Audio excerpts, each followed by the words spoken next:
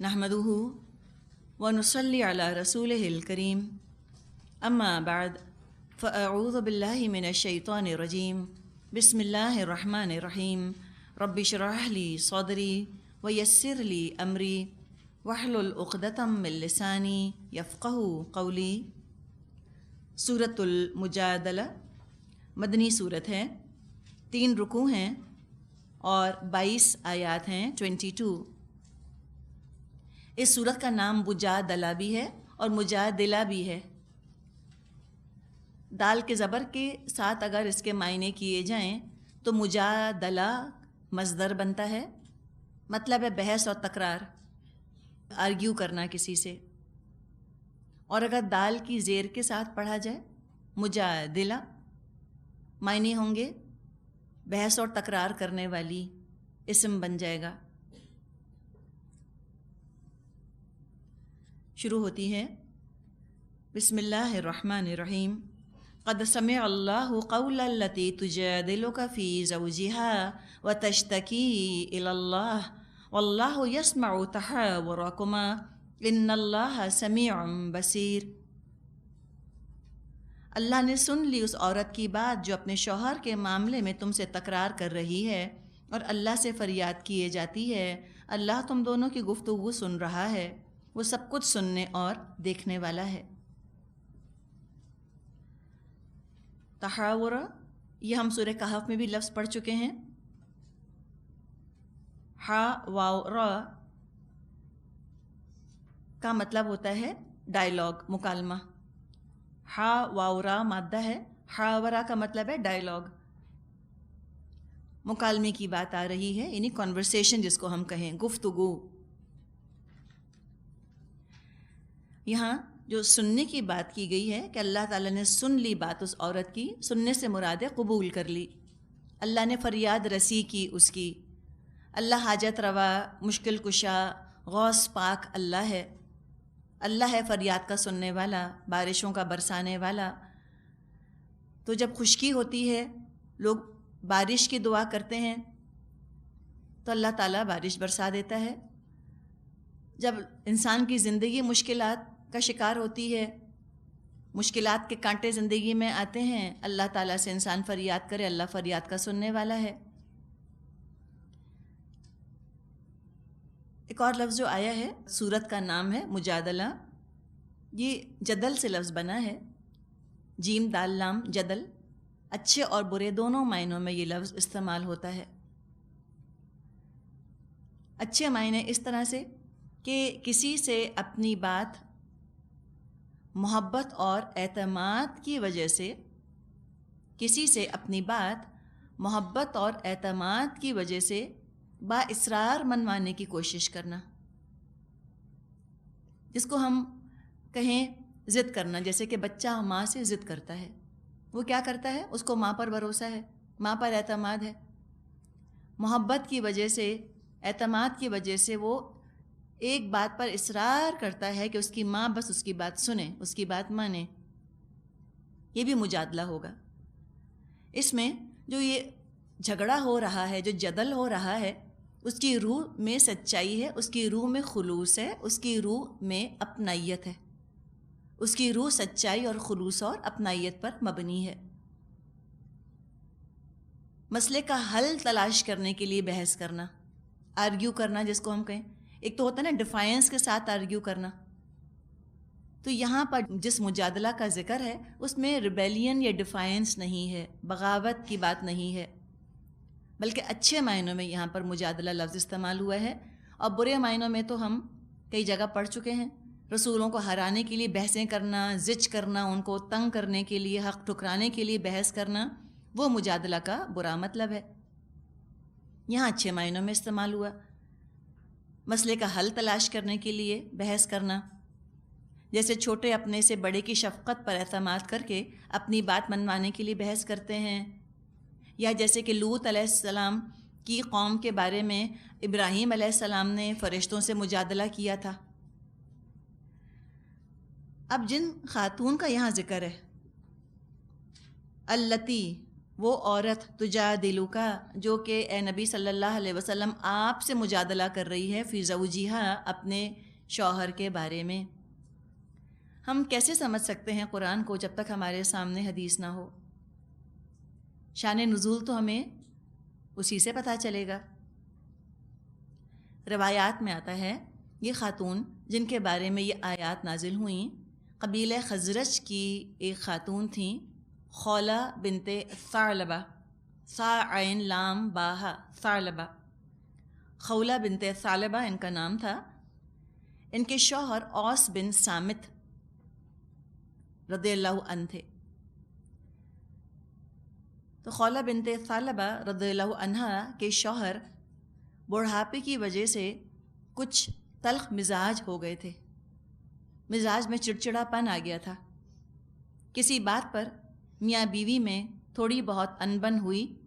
غصے میں آ کر ان کے شوہر نے کہہ دیا انت علیہ کظہر امی، تو میرے لیے ایسی ہے جیسے کہ میری ماں کی پیٹھ. عرب معاشرے میں ایسا کہنا زہار کہلاتا تھا، اور یہ طلاق سے بھی زیادہ شدید تر معاملہ ہوا کرتا تھا. طلاق کے بعد تو رجوع کی گنجائش ہوتی تھی، مگر زہار کے بعد رجوع کا کوئی سوال ہی پیدا نہ ہوتا تھا. بیوی طلاق کی طرح آزاد بھی نہ ہوتی تھی کہ کہیں اور نکاح کر کے ازواجی زندگی معمول کے مطابق بسر کرنی شروع کر دے. اسی شخص کے نکاح میں رہتی تھی، لیکن وہ اپنی بیوی سے ازواجی تعلق قائم نہ کرتا تھا. تو بیاہی ہونے کے باوجود بیوہ یا بن بیاہی عورت جیسی زندگی گزارتی تھی. تو یہ عورت پر زیادتی کی ایک قسم تھی، ایکسپلائٹیشن تھا عورت کا. اس کے حقوق غصب کیے جا رہے تھے اس رسم کے ذریعے سے. شوہر رجوع کرنا بھی چاہتا تو رجوع نہ کر سکتا تھا. اب جب اس طرح سے زہار کر لیا اوس بن صامت نے حضرت خولہ سے، تو حضرت خولہ رضی اللہ عنہا کو سخت پریشانی پیش آئی کہ اب میں کہاں جاؤں. شوہر کو بھی ان کی ضرورت تھی، بچے بھی ادھر ادھر رلتے. تو کیا کرتی؟ نبی اکرم صلی اللہ علیہ وسلم کے پاس سیدھی تشریف لائیں، اور نبی اکرم صلی اللہ علیہ وسلم سے اصرار کر کر کے بار بار التجا کرنا شروع کیا. انہوں نے بار بار التجا کرتی رہیں کہ آپ کوئی حل بتائیے، آپ کوئی حل بتائیے، میں کیا کروں، میں کہاں جاؤں. اب اس معاملے میں چونکہ نبی اکرم صلی اللہ علیہ وسلم کے پاس ابھی اللہ کی طرف سے کوئی حکم تو نہیں آیا تھا، تو نبی اکرم صلی اللہ علیہ وسلم کچھ نہیں کہہ سکتے تھے. قاعدہ یہ تھا کہ جو قانون پہلے سے نافذ تھا، جب تک اس کی منسوخی کا حکم نہ آ جائے اللہ کی طرف سے، نبی اکرم صلی اللہ علیہ وسلم اس کو منسوخ نہیں کر سکتے تھے. تو لہٰذا آپ اس بارے میں کوئی فیصلہ کرنے کے مجاز نہ تھے، اس لیے کہ شریعت بنانے والا اللہ ہے. نبی اکرم صلی اللہ علیہ وسلم کوئی اپنی آزاد خواہش یا نفس کی وجہ سے تو احکامات نہیں بناتے تھے، اپنی مرضی سے احکامات تو آپ نہ بناتے تھے. جیسے کہ اللہ تعالیٰ نے فرمایا کہ وَمَا يَنطِقُ عَنِ الْهَوَىٰ إِنْ هُوَ إِلَّا وَحْيٌ يُوحَىٰ. یہ اپنی مرضی سے تو نہیں بولتے، یہ تو وہی فرماتے ہیں جو بات ان پر وحی کی جاتی ہے. تو جو زمانے کا رواج تھا، چونکہ اس کی منسوخی کا اعلان نہیں ہوا تھا اللہ کی طرف سے، اس رواج کو سامنے رکھتے ہوئے نبی اکرم صلی اللہ علیہ وسلم نے خولہ بنت ثعلبہ سے فرمایا کہ میرا خیال ہے کہ اب تم اپنے شوہر سے جدا ہو جاؤ. تو حضرت خولہ اصرار کرتی رہیں. عرض کیا کہ حضور ان کی نیت نہیں تھی، یہ ان کا ارادہ نہیں تھا، ان کے تو ذہن میں ایسا خیال بھی موجود نہیں تھا، محض غصے میں یہ جملہ منہ سے نکل گیا. وہ اس طرح سے مجادلہ کرتی رہیں. ابھی یہ بات ہو ہی رہی تھی کہ نبی اکرم صلی اللہ علیہ وسلم پر وحی کی کیفیت طاری ہوئی اور یہ آیات نازل ہوئیں. نبی اکرم صلی اللہ علیہ وسلم نے خولہ سے فرمایا اللہ نے تمہاری مشکل آسان کر دی. اب اس کا یہاں پر علاج آ رہا ہے، حل آ رہا ہے. فرمایا الذین یظاہرون منکم من نسائہم ما ہن امہاتہم. تم میں سے جو لوگ اپنی بیویوں سے زہار کرتے ہیں ان کی بیویاں ان کی مائیں نہیں ہیں. ان امہاتہم الا اللائی ولدنہم وَإِنَّهُمْ لَيَقُولُونَ مُنْكَرًا مِنَ الْقَوْلِ وَزُورًا وَإِنَّ اللَّهَ لَعَفُوٌّ غَفُورٌ۔ ان کی مائیں تو وہی ہیں جنہوں نے ان کو جنا ہے۔ یہ لوگ ایک سخت ناپسندیدہ اور جھوٹی بات کہتے ہیں، اور حقیقت یہ ہے کہ اللہ بڑا معاف کرنے والا اور درگزر فرمانے والا ہے۔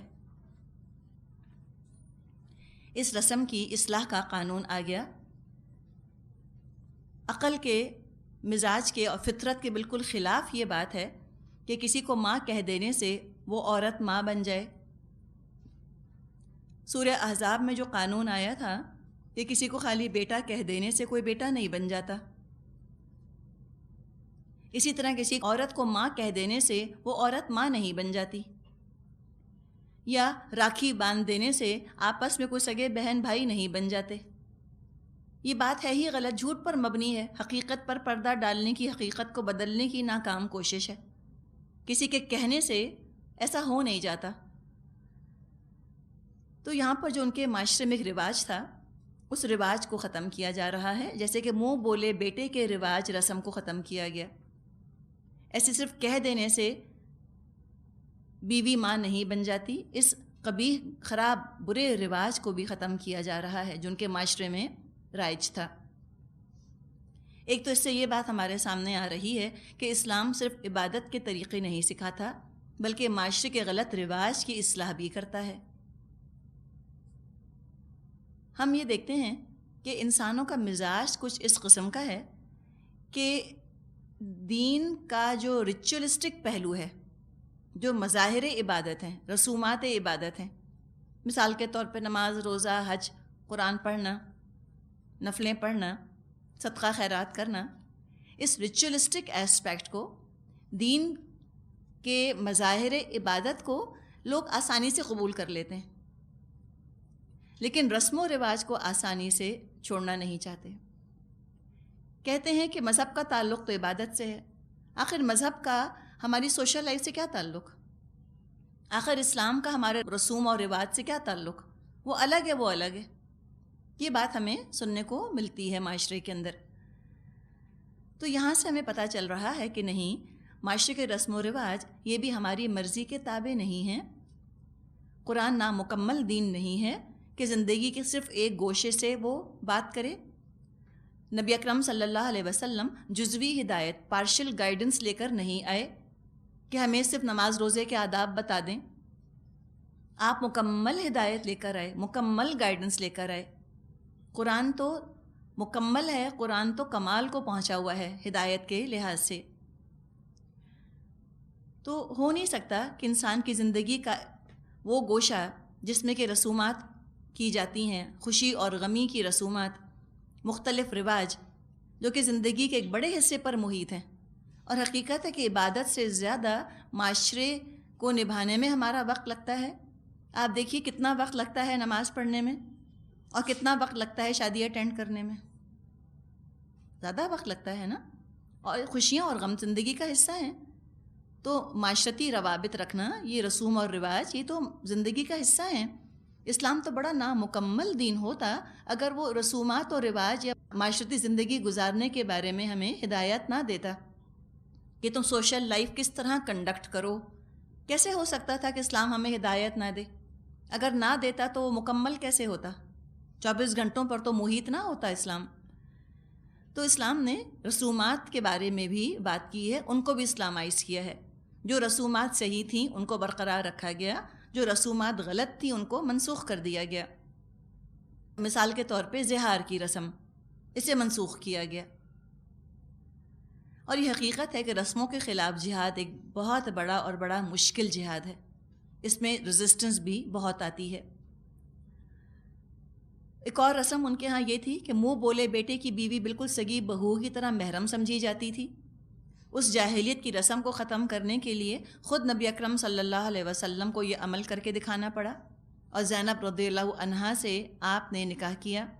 اور یہ کام نبی اکرم صلی اللہ علیہ وسلم کو بڑا کٹھن لگا تھا، بہت دشوار لگا تھا۔ معاشرے میں اس زمانے میں بھی طوفان کھڑا ہو گیا تھا، آج بھی نان مسلم اس کو ایشو بناتے ہیں۔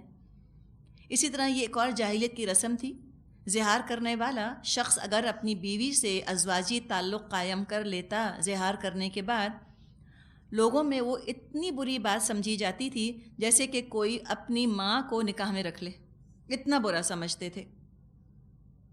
یہاں پرزور الفاظ میں کنڈیم کیا جا رہا ہے کہ یہ نہایت ناپسندیدہ بات ہے، بڑی گھٹیا بات ہے، منکر بات ہے، بے حیائی بے شرمی کی بات ہے تم نے کہی کہ ایک عورت جو تمہارے ساتھ مدتوں بیوی کی حیثیت سے رہی ہے، تمہارے بچوں کی ماں ہے، بیٹھے بٹھائے ایک دن تم نے اس کو اپنی ماں کہہ دیا۔ شرم نہیں آئی؟ سوچا نہیں کہنے سے پہلے؟ کتنی بری بات منہ سے نکالی۔ مگر خیر، جو ہو چکا سو ہو چکا، جو اپنے کیے پر شرمندہ ہے اللہ ایسے لوگوں کے لیے معاف فرمانے والا ہے۔ مگر اس معافی سے دنیا کی سزا معاف نہیں ہوگی، ہاں کفارہ دینے سے گناہ معاف ہو جائے گا۔ اب آگے کفارہ بتایا جا رہا ہے، تو کفارے سے گناہ معاف ہوگا، لیکن کفارہ تو دینا ہے، اٹون تو کرنا ہے اس بات کو۔ اب وہ اٹونمنٹ یہاں پر آ رہی ہے، فرمایا والذین یظاہرون من نسائہم ثم یعودون لما قالوا فتحریر رقبۃ من قبل ان یتماسا ذالکم توعظون بہ واللہ بما تعملون خبیر۔ جو لوگ اپنی بیویوں سے زہار کریں پھر اپنی اس بات سے رجوع کریں جو انہوں نے کہی تھی، تو قبل اس کے کہ دونوں ایک دوسرے کو ہاتھ لگائیں ایک غلام آزاد کرنا ہوگا۔ اس سے تم کو نصیحت کی جاتی ہے اور جو کچھ تم کرتے ہو اللہ اس سے باخبر ہے۔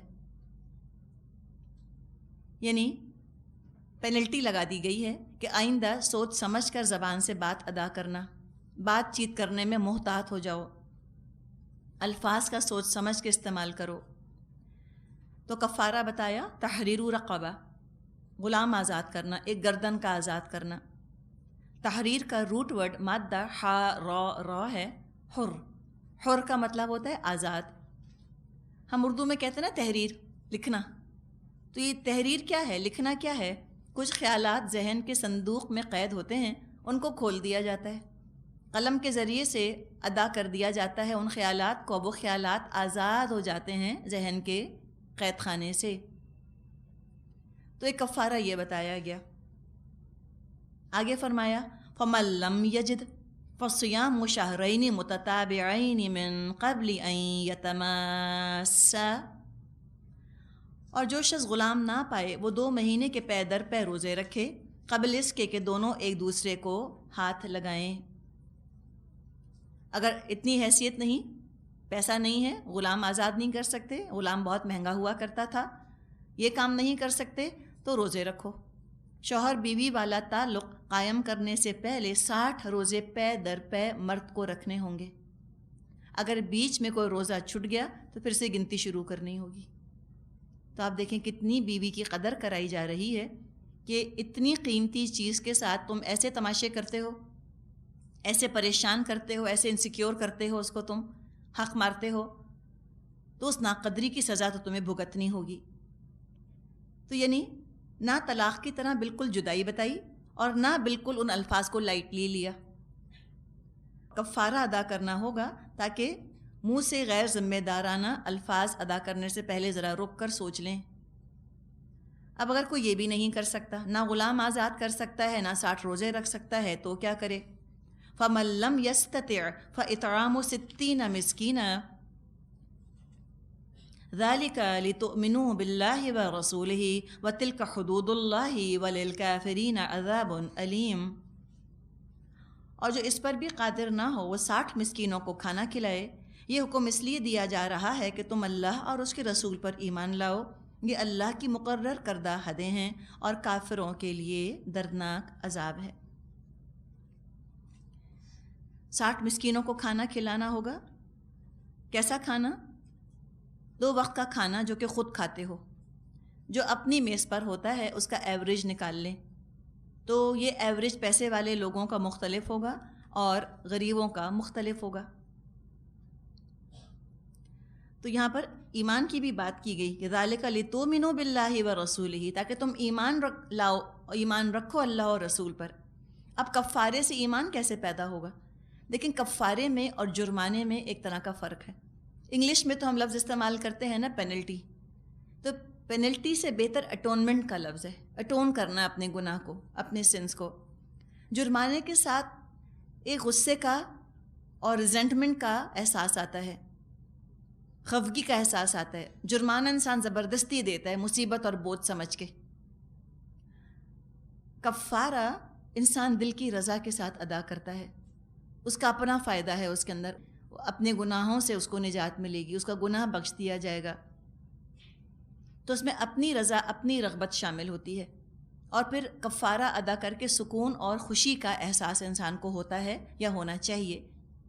اس سے پھر ایمان پیدا ہوگا، اللہ تعالیٰ کا شکر ادا کرے گا کہ اللہ تعالیٰ نے ایک راستہ کھولا ہے کہ میں دنیا میں کفارہ ادا کر لوں، آخرت کے عذاب سے، آخرت کی سزا سے میں بچ جاؤں. تو یہ اللہ تعالیٰ کا رحم ہے نا، اللہ تعالیٰ کا کرم ہے کہ اللہ تعالیٰ نے اس طرح سے کفارے کا راستہ کھلا رکھا ہے. ایک کتھارسس ہو جاتا ہے انسان کا، جرم کا احساس ختم ہو جاتا ہے، گلٹ ختم ہو جاتا ہے اندر سے. یہ ہے کفارے کا فائدہ. کفارہ کا مطلب ہوتا ہے ڈھانپنا، کور کرنا. جب انسان اپنے گناہ کو، برائی کو، گندگی کو کفارے سے ڈھانپتا ہے تو صفائی کا، تزکیے کا، ستھرے پن کا، ہلکے پن کا اس کو احساس ہوتا ہے. اور جب انسان اس طرح کفارہ ادا کرتا ہے اس نیت، اس جذبے کے ساتھ، اللہ کے قریب آتا ہے، اللہ پر پیار آتا ہے، اور ایمان کی پختگی اس کو نصیب ہوتی ہے. ایمان جتنا پختہ ہوتا ہے عمل اتنا خوبصورت ہوتا ہے، اتنا گناہوں سے دور رہنا چاہتا ہے، اور جتنا گناہوں سے دور رہتا ہے ایمان اتنا ہی پختہ ہوتا ہے. تو یہ 2 وے پروسیس ہے جو کہ شروع ہو جاتا ہے. جب یہ آیات نازل ہوئیں، نبی اکرم صلی اللہ علیہ وسلم نے اوس رضی اللہ عنہ کو بلایا، ان سے کہا کہ آپ ان میں سے ایک آپشن لیجئے. انہوں نے کہا غلام میرے پاس ہے نہیں، اور کہا جب تک 2-3 وقت کھانا نہ کھاؤں بینائی پر برا اثر پڑتا ہے، اور 60 مسکینوں کو کھانا کھلانے کے پیسے میرے پاس نہیں ہیں. تو نبی اکرم صلی اللہ علیہ وسلم نے ان کو کچھ مال دلوایا کہ خود بھی اس میں سے لو اور 60 مسکینوں کو بھی کھانا کھلاؤ. یعنی کہ یہ کرنا تو ہے، کرنا تو ہے، اپنے ہاتھ سے تم یہ کام کرو، تو چاہے کوئی اور تمہاری مدد کرے، چاہے ہم میں سے کسی کو پیسہ دینا پڑے، یا حکومت وقت بیت المال میں سے پیسہ اس شخص کو دے، لیکن اس کے ہاتھ سے دلوائے تاکہ اس کو احساس پیدا ہو. دیکھیں خود ہاتھ سے دینے میں بڑا فرق پڑتا ہے. آپ کسی اور سے کہہ دیں کہ تم دے دو اور آپ خود اپنے ہاتھ سے دیں، کیفیت کے اندر فرق پیدا ہو جائے گا. کسی اسپتال کے لیے آپ ڈونیشن یہاں بیٹھ کے دے دیں، اور کسی اسپتال میں جا کر مریض کو دیکھ کر مریض کے ہاتھ پہ آپ پیسہ رکھیں، بڑا فرق ہے. فیلنگز ہی اور ہوتی ہیں، دل کی نرمی کچھ اور ہی طرح کی ہوتی ہے جب انسان اپنے ہاتھ سے کسی کو دیتا ہے، محتاج کو. تو آپ نے ان کو دیا کہ تم 60 مسکینوں کو کھانا کھلا دو. اب جو یہاں پر کفارہ آیا ہے، یہی کفارہ اس شخص کا ہے جو روزے میں اپنی بیوی سے شوہر بیوی والا تعلق قائم کر بیٹھے. ایک شخص نبی اکرم صلی اللہ علیہ وسلم کی خدمت میں یہ مسئلہ لے کر حاضر ہوا. آپ نے کہا غلام آزاد کرو. اس نے کہا میری تو حیثیت نہیں ہے. پھر کہا 60 روزے رکھو. بولا ایک روزے میں صبر نہیں کر سکا تو 60 روزوں میں میرا کیا حال ہوگا. پھر آپ نے فرمایا تم 60 مسکینوں کو کھانا کھلاؤ. تو کہنے لگا اللہ کی قسم مجھ سے بڑھ کر مسکین پورے مدینے میں موجود نہیں. تو نبی اکرم صلی اللہ علیہ وسلم کو یہ سن کر ہنسی آ گئی. آپ مسکرا دیے. آپ نے اس کو کھجوریں دلوائیں اور کہا خود بھی کھاؤ اور 60 مسکینوں کو بھی دو. تو ہم دیکھتے ہیں کہ نکاح ہو یا طلاق ہو یا زہار ہو، ان معاملات میں جاہلیت کی رسوم مٹا کر ان کی جگہ اسلام نے معتدل اور صحیح طریقوں کی تعلیم دی. اور اب جو بھی ان سے انکار کرے گا، اللہ کی حدود توڑے گا، وہ تو کفر کا مرتکب ہوگا. قرآن کے احکامات کا انکار کفر تک لے جاتا ہے انسان کو. تو جو انکار کرے گا، ان پابندیوں کو قبول نہ کرے گا، اللہ خود ان سے نمٹ لے گا. اب جو مضمون یہاں زیر بحث آیا، اس سے ملتی جلتی بات سورہ احزاب میں پہلے آ چکی ہے. اللہ تعالیٰ نے فرمایا ہے وہاں پر سورہ احزاب میں آیت نمبر 4 میں وَمَا جَعَلَ أَزْوَاجَكُمُ اللَّائِي تُظَاهِرُونَ مِنْهُنَّ أُمَّهَاتِكُمْ، اور تمہاری وہ بیویاں جن سے تم زہار کرتے ہو، اللہ نے ان کو تمہاری مائیں نہیں بنایا. یہ بات وہاں پر آ چکی ہے. وہاں سے اتنی بات پتہ چلتی ہے کہ زہار سے کسی کی بیوی اس کی ماں نہیں بن جاتی، لیکن وہاں یہ بات واضح نہیں ہوئی کہ اگر کوئی شخص ایسی حرکت کر بیٹھے اب اس پر کیا ذمہ داریاں آتی ہیں اور تلافی کی شکل کیا ہے، کمپنسیٹ کیسے کیا جائے گا اس چیز کو۔ تو اس سے بھی یہ پتہ چلتا ہے کہ سورہ احزاب کے بعد سورہ مجادلہ نازل ہوئی، اور احزاب 5 شوال میں ہوئی تھی، غزوہ احزاب۔ خیال یہ بھی آ سکتا ہے کہ جب سورہ احزاب میں یہ بات چھیڑی گئی تھی اسی وقت وہاں حل بتا دیا جاتا، لیکن ہم دیکھتے ہیں کہ دنیا کی کتابوں میں اور اللہ کی کتاب میں فرق ہے۔ جو انسانوں کے ہاتھوں جو کتابیں لکھی گئی ہیں ان کا تو قاعدہ یہ ہوتا ہے کہ چیپٹر وائز بات کی جاتی ہے، باب ہوتے ہیں اس کے اندر، لیکن قرآن کا انداز کسی دنیا کی کتاب والا نہیں ہے۔ قرآن صرف اصولوں کی کتاب نہیں ہے، 1 2 3 کر کے یہ آپ کو بالکل ڈیٹیچ طریقے سے ڈسپیشنیٹلی اور انڈیفرنٹلی قانون نہیں دے دیتا، لا تعلقی کے ساتھ روکھا روکھا پھیکا پھیکا قانون نہیں دے دیتا۔ کسی مشین کو ٹھیک کرنے کے انداز میں بات نہیں کی جاتی کہ واشنگ مشین خراب ہو گئی ہے تو نمبر 1 یوں کرو، نمبر 2 یہ کرو، نمبر 3 یہ کرو۔ یہ تو مشینی انداز قرآن کا نہیں ہے۔ قرآن کا تو مخاطب جیتے جاگتے احساس جذبات والے انسان ہیں، تو قرآن ان کے دماغ کو بھی اپیل کرتا ہے، ان کے دل کو بھی اپیل کرتا ہے۔ انسانوں کے جذبات، ان کے احساسات، ان کے معاشرتی اقدار، سوشل نارمز، ہر چیز کو انکمپس کرتا ہے، احاطہ کرتا ہے، اور پھر بات کرتا ہے تاکہ کنونس کرنے کا کوئی ذریعہ نگلیکٹ نہ ہو، انسانوں کو قائل کرنے کا کوئی راستہ چھوڑا نہ جائے، دل کو بھی اپیل کیا جائے اور عقل کو بھی قائل کیا جائے، اور دل کو بھی مائل کریں، جذبات کو بھی انوالو کریں۔ تو سورہ احزاب میں ایک فیلر دے کر چھوڑ دیا تاکہ لوگ ذرا سوچنے لگیں، ان کے ذہن تیار ہونے لگ جائیں، قبولیت کا، آمادگی کا مادہ پیدا ہو جائے۔ تو پہلے لوگوں کو اسلام انیبل کرتا ہے کہ وہ حکم کو قبول کر لیں، انیبلنگ فیکٹر پہلے اس قابل کرتا ہے۔ اس کے بعد پھر جب ان کے ذہن منتظر ہوتے ہیں، انتظار کرتے ہیں، تیار ہو جاتے ہیں، آمادہ ہوتے ہیں، تو قانون دے دیا جاتا تھا۔ تو پہلے ذہنوں کو آمادہ کیا سورہ احزاب میں، پھر مناسب موقع کا انتظار کیا گیا کہ کوئی ریئل لائف سچویشن پیدا ہو جائے، حقیقی صورتحال پیدا ہو جائے، اور لوگوں میں مسئلے کے حل کی طلب پیدا ہو۔ جب ایسا موقع آیا، حل بتا دیا گیا، اور نہ صرف قانونی مسئلہ بتا دیا گیا بلکہ اس کو بنیاد بنا کر اور بہت سارے اخلاقی اسباق بھی سکھا دیے گئے۔ اپنی طرف سے ہم کوشش کرتے ہیں ذرا سے سبق نکالنے کی۔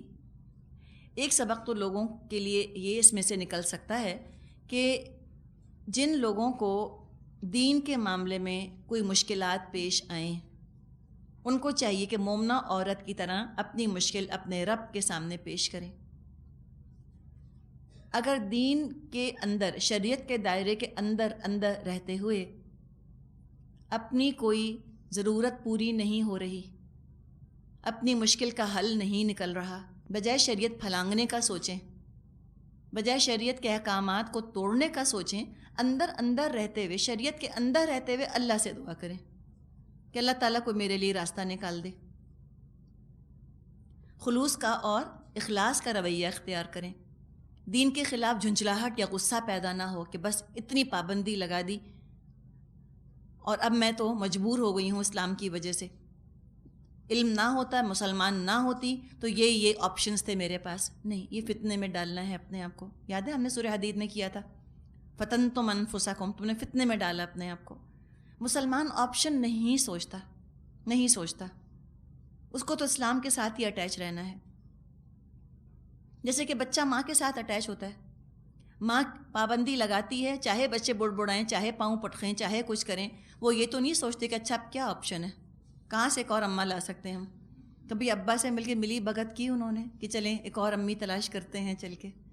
کبھی بھی نہیں کریں گے۔ کیسی بھی ہے بس ماں ہے، نبھائیں گے اس کو جیسی کیسی بھی ہے، اٹیچ رہیں گے۔ تو جیسا تعلق بچے کا اور ماں کا ہوتا ہے نا، ویسے ہی مسلمان کا تعلق اسلام سے ہے۔ اگر آزادی دے رہا ہے تو بھی میرا اسلام ہے، اور پابندی لگا رہا ہے تو بھی میرا اسلام ہے. اس کو چھوڑ کے میں کہاں جاؤں گی؟ جیسے کہ سمندر کے اندر کشتی ہوتی ہے نا، کشتی کی باؤنڈری ہوتی ہے، اس کشتی کے ادھر تو خطرہ ہی خطرہ ہے. وہاں کوئی آپشن ہے کہ ہم پانی کے اندر کود جائیں کشتی کو چھوڑ کے؟ کوئی آپشن نہیں. رہنا اسی حد کے اندر اندر ہے.